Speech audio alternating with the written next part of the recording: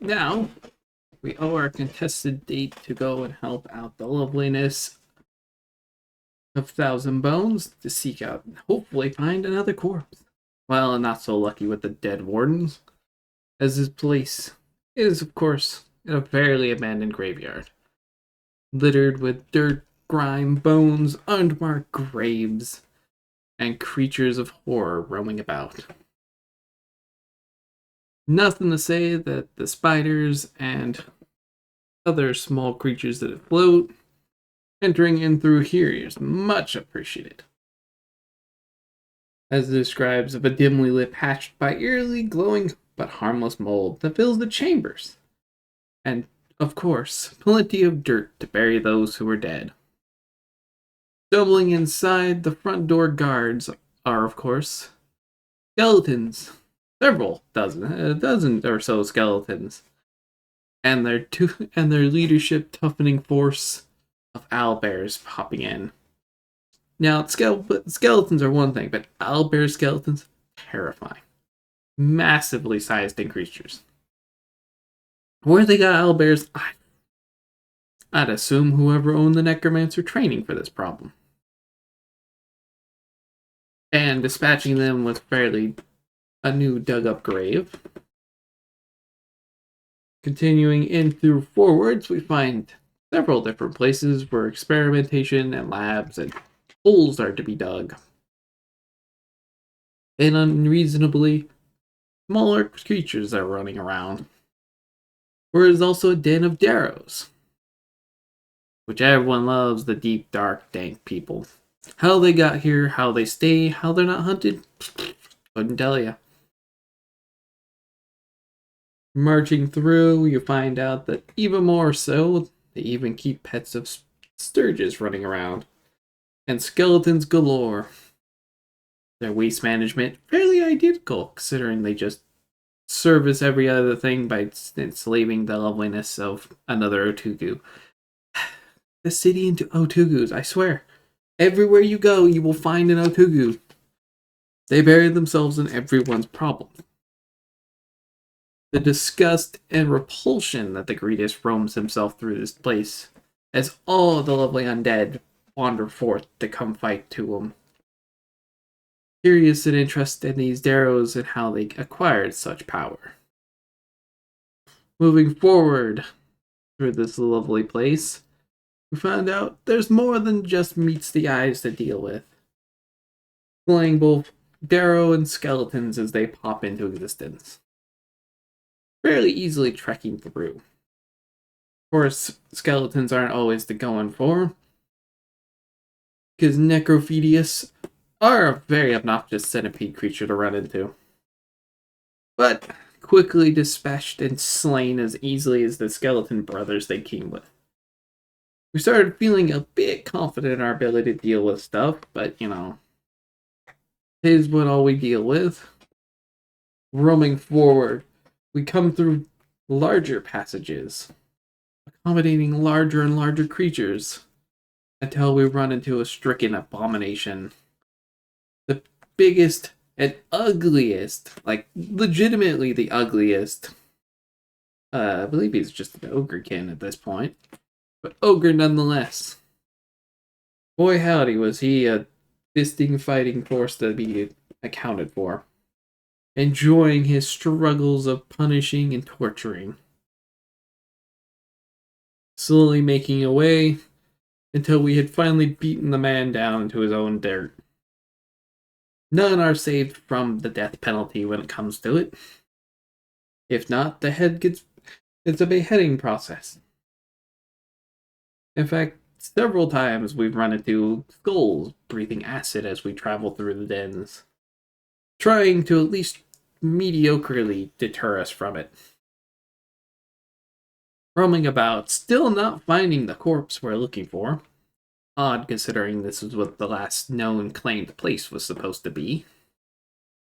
So we wander forth even deeper. More and more skeletons arriving as we slap them around a bit. Going deeper until we find what appears to be an actually fully functioning lab for creating skeletons and chopping meats. And inside deep is our good friend, the Darrow Necromancer, and several zombies, even those that are familiar. A very familiar one, in fact, because you recognize him as Adrian. How he got down here, who brought the corpse. Turns out we weren't as attentive as we remembered, because we could just left his body sitting out in the open.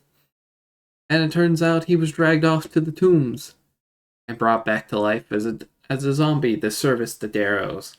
I guess as punishment for his inability to get away from us, but you know, not everyone's successful at problem. Not as good as the Greedus himself. The Necromancer Vrieg announces his presence into us, and actually hits off a very brutal spell on that. As combat starts, he walks up to the monk and strikes him with an enervation spell. Well, I say walked up, but he was weird enough to decide that flying was his choice of methods. Flying in this 10-foot room. I don't know who he was trying to outfly, considering the hallways were only 5 feet tall, so your choice, not mine. But with his several brought up zombies to come and fight at us, he's a bit tougher to get into as you go for him. Quite a few spells to get launched and hit with. His AC is fairly high, just purely from, magic working magic. But much of his domain, we slapped him down, forever slaying the loveliness.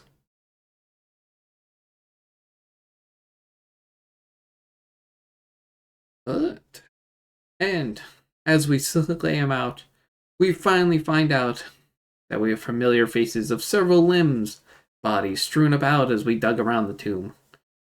Truly finding the bits and pieces and parts. The main torso and body being embedded inside one of the zombies that he has rezzed.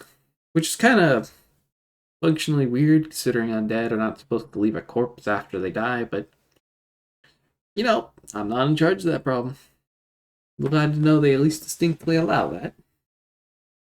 So we hack the parts off of it and bring them back as we wander around looking for, assumingly, the rest of the pieces. Not sure how you would recognize them beyondly. But apparently you can find his arms and legs roaming the place, which seemed really weird chance-wise. Skeletons seemingly still making their chances to try and stop us as we leave, but not much challenge in that, being easily dispatched in several values. Finally returning back, we return the body back to the lovely sheriffs, thus ending our reign into this problem. As the time ends, we hear the announcement for the final execution of the so-called assassin. Heading to the equivalent, I guess, of an arena, we start in. Seeing that the whole thing is being a show of the assassin being executed, with a maiden who looks eerily similar to someone we had saved recently. As the show goes on, the Greedus is fairly disappointed, because he knows he saved that person, and the fact they got caught twice, he has to get his mind too. As we hear a bang, a boom, and smoke appear, the legendary vigilante Blackjack arrives on the scene. To much dismay, the Greedus had teleported himself down, and slapping down the guard as he finally realizes not the maiden he was looking for.